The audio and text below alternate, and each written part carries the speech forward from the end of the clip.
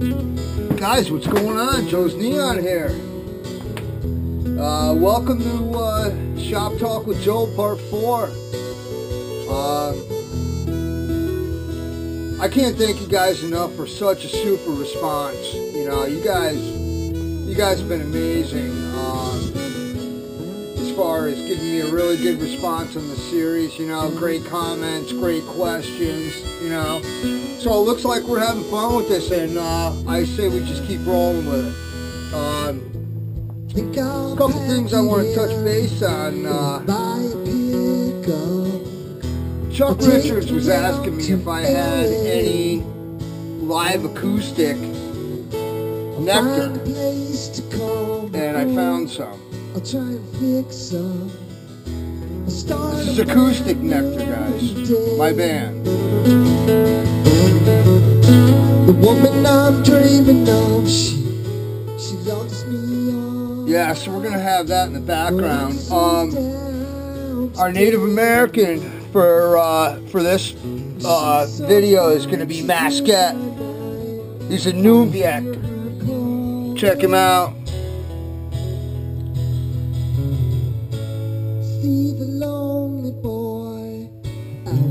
That's just really cool stuff right there. Gonzo, I know that two of your sons are Native American. I just hope I'm not offending you in any way, shape, or form. I'm just trying to portray this in respect to the Native American Indian. Anyhow, but I just want to get on to some shout-outs. I got a lot to cover. This is going to be great, guys. You're going to love this one. Stu Miller, Coon Creek Outdoors. He's in Southern Illinois. And let me tell you what, Cronkus, you might want to go check this guy out. Stu Miller, Coon Creek Outdoors. He traps a lot of coon, and he knows what's going on. So that might be another outlet there for you, brother. You know, go check his channel out. Bill Gowdy, man. Just want to say hello, brother. Thank you so much for watching my videos. I can't thank you enough. Go check out Bill's channel, Bill Gowdy. Really good stuff. Goudy. Crab Dweller. What's up, brother? In the White Mountains, man. Right next door. New Hampshire.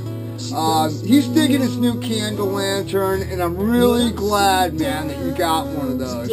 Their candle lanterns are fantastic. They're great. I have the mini, but you got to kind of be careful with the mini because if you bump them, they'll spill wax because it's only a tea light inside. So, and I also got citronella candles for my candle lantern. Absolutely love it.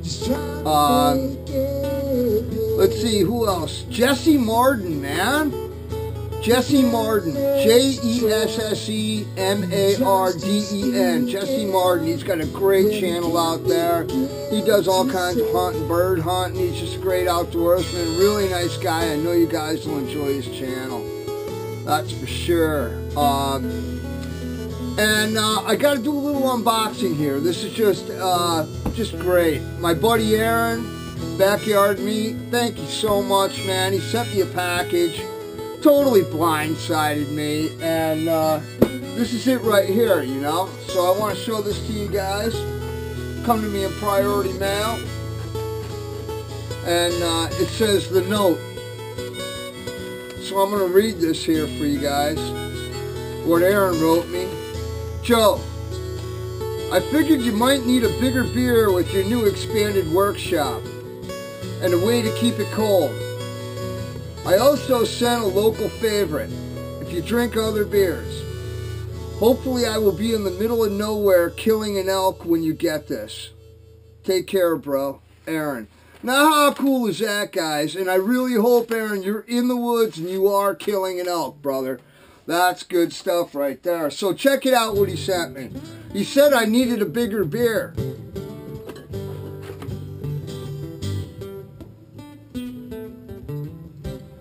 .40-ounce PBR, right?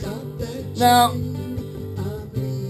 I've never even seen one of these. This is absolutely fantastic. But I thought I was all cool because I had a 16-ounce beer koozie for a 16-ounce can. Look at this. He sent me a 40-ounce koozie. 40-ounce bottle goes right in that koozie. Look at that, guys. How about that, huh?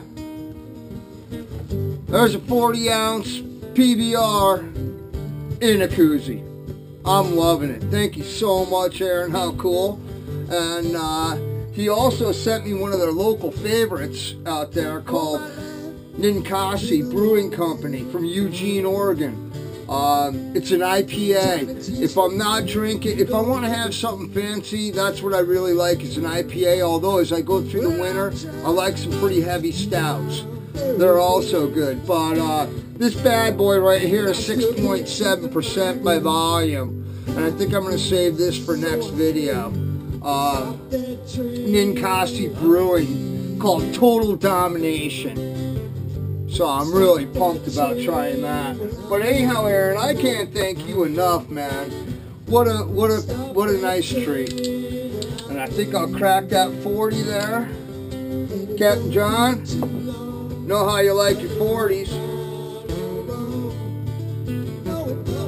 I got these beautiful PBR glasses from a buddy of mine for my birthday. Just awesome stuff.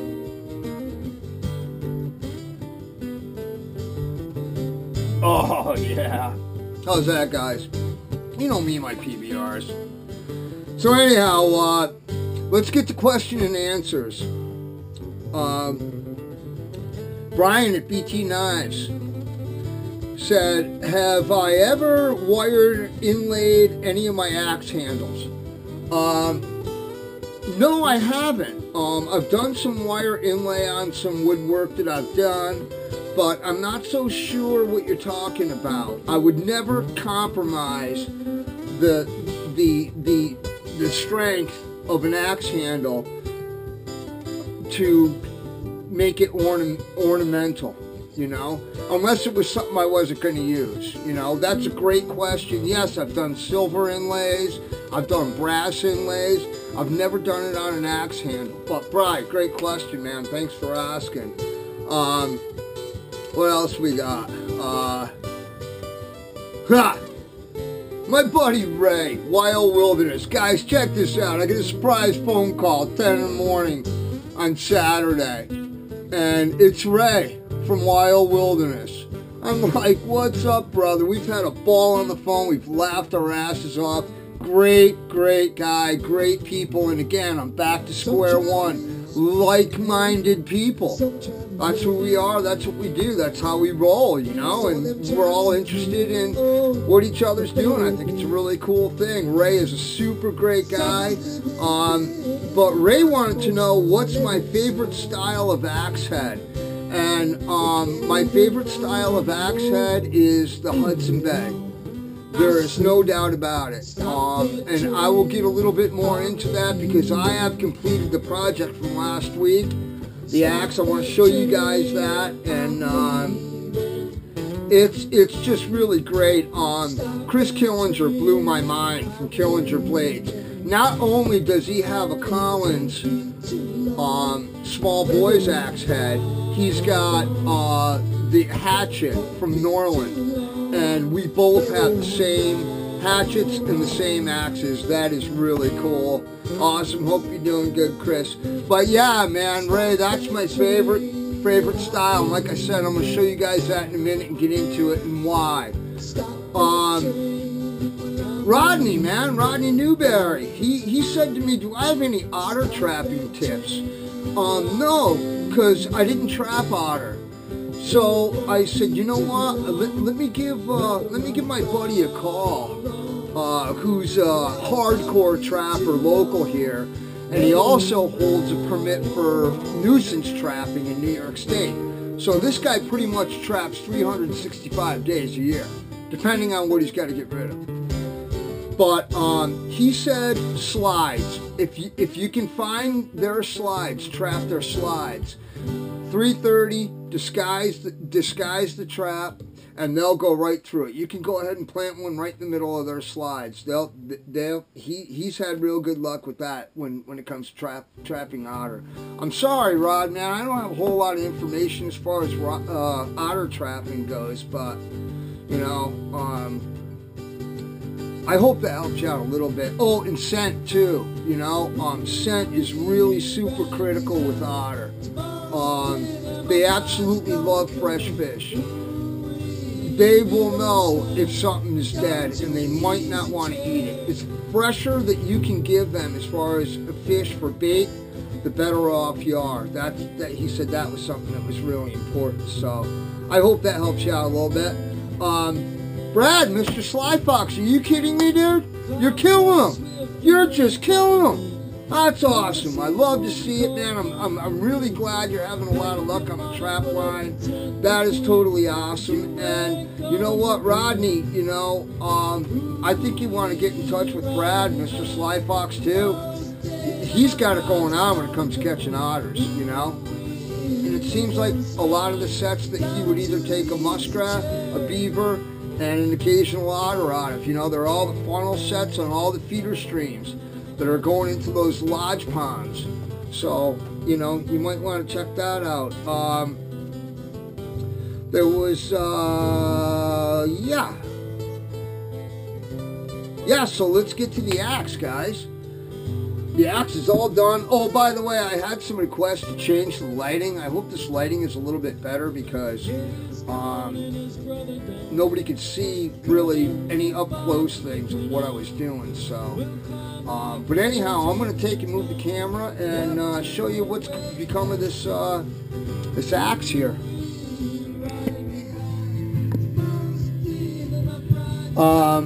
It's done. I've got the sheath made for it. I trimmed the handle, and it came out absolutely perfect. The hang is something I'm very happy with. Worked out perfect. Got all my boiled linseed oil into the handle. Very happy about that. Guys, there were some things that that I forgot to mention in the process of this project video. And one of the things I forgot to mention was raising the grain. Before once you've got it sanded down, before you add any boiled linseed oil and the 50-50 mix of mineral spirits and boiled linseed oil, take and wipe that down with water. Let it dry and let the grain rise and the fibers come out.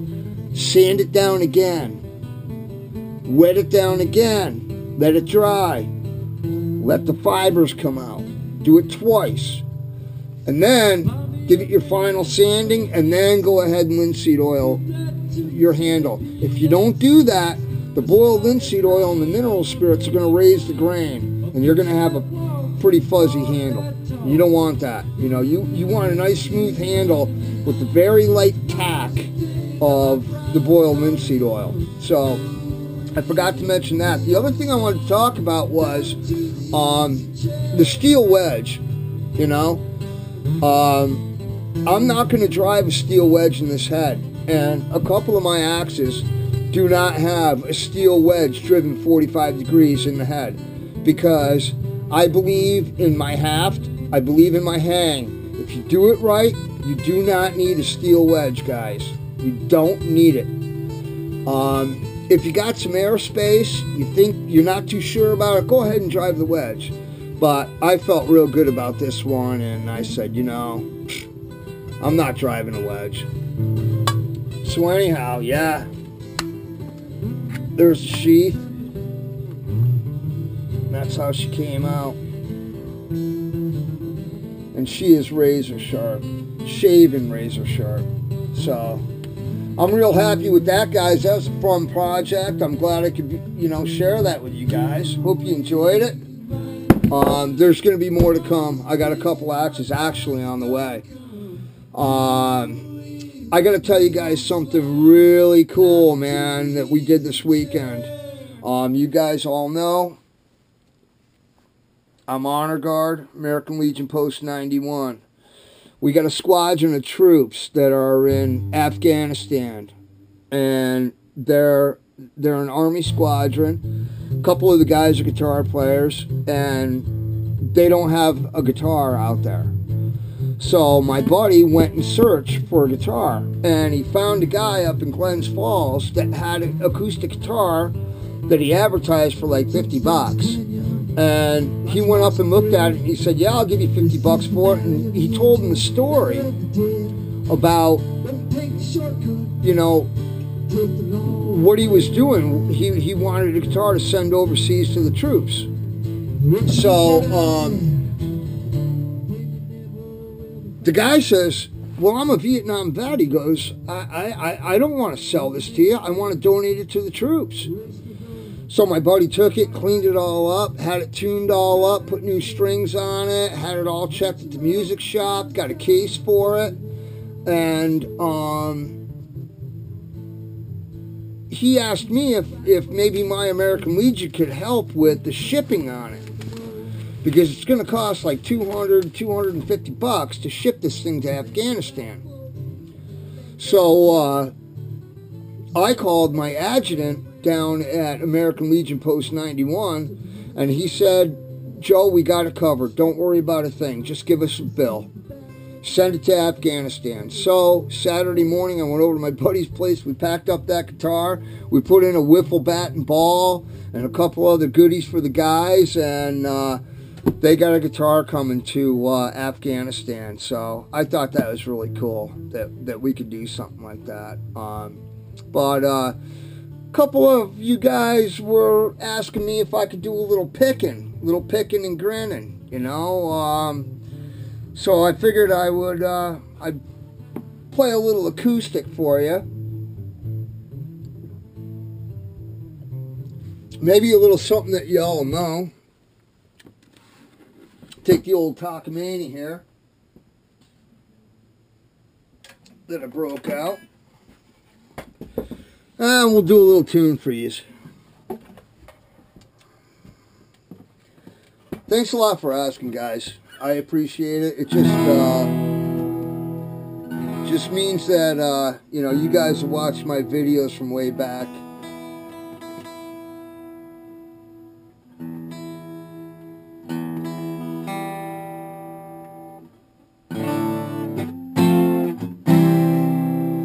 You know, it just means you guys have been watching my videos from a ways back, because I really only think I played my guitar on one video. But I just thought I'd pick a little something that I thought maybe all you guys would know, and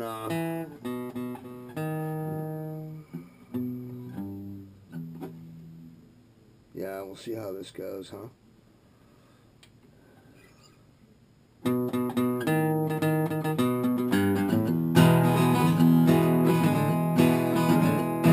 I hear that train a-comin', it's rolling round the bend. I ain't seen the sunshine since I don't know when. I'm stuck in Folsom Prison, time keeps dragging on. And I hear that lonesome whistle on down to San Antone. When I was just a baby, my mama told me, son, always be a good boy, don't ever play with guns. Hell, I shot a man in Reno just to watch him die. And I'm stuck in Folsom Prison, I hang my head and cry. What do you say we take a break, guys? Here we go!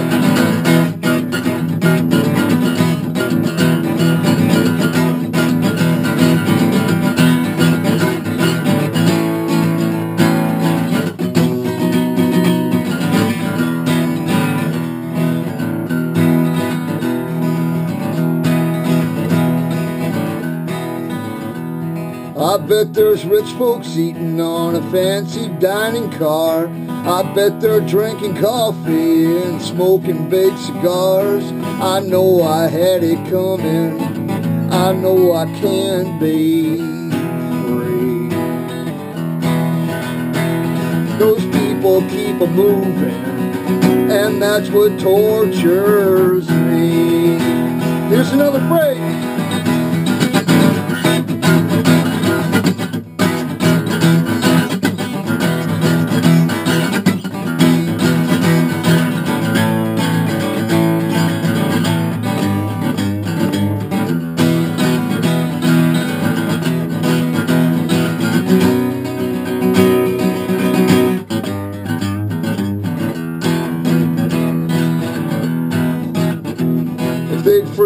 from this prison and that railroad train was mine, I bet I'd move it on a little further down the line. Far from Folsom Prison, that's where I want to stay. And I'd let that lonesome whistle blow my blues away.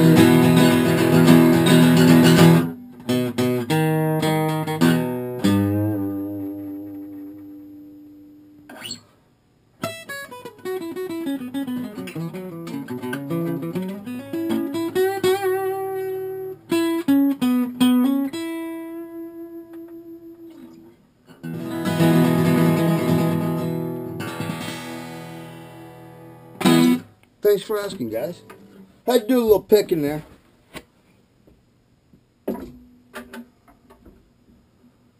Little Folsom Prison. Watch YouTube throw that off on me, you know, just because I played that. But, hey, you guys want to check something out really cool, check out the size of this buck rub.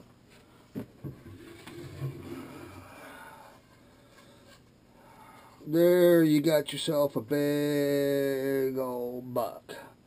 I found that on the side of the road and I had to cut it.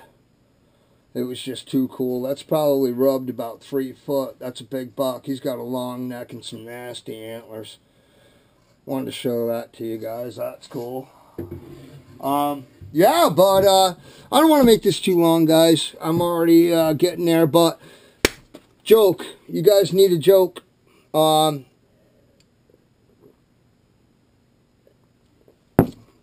This wife says to her husband, she says, honey, she says, I got to go out and run some errands and do some shopping. It's a Saturday afternoon. Would you do me a favor and clean the house? He says, yeah, honey, I'll clean the house. So he's up in the bedroom and he's vacuuming. And he's vacuuming underneath the bed there. And bumps into something underneath the bed. He's like, what the heck is that? And he gets down there and he looks underneath the bed. And there's a box. And he pulls out a shoe box.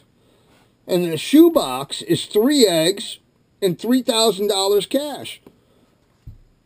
Man, what the heck is that? He's thinking. I don't know. So he keeps on going on his way cleaning the house. Well, honey comes home and he says to her, he says, sweetheart, he says, I was up vacuuming underneath our bed and there was a box under the bed and it had 3 eggs in it and $3,000 cash. What is that all about? Oh, she says, honey, you found that. She says, well, she says, every time I cheat on you, I put an egg in the box. He says, come on, you got to be kidding me. She says, no. She said, every time I cheat on you, I put an egg in the box. He's like, yeah. He goes, well, there's only 3 eggs in there, you know. That ain't such a bad thing. And he says to her, well, what's with the $3,000 cash? And he says, well, or she says to him, well, every time I get a dozen, I sell them. So, anyhow, guys, hope you enjoyed the video. Leave me a comment. Leave me a question, because part 5 is coming at you. I'll talk to you guys soon.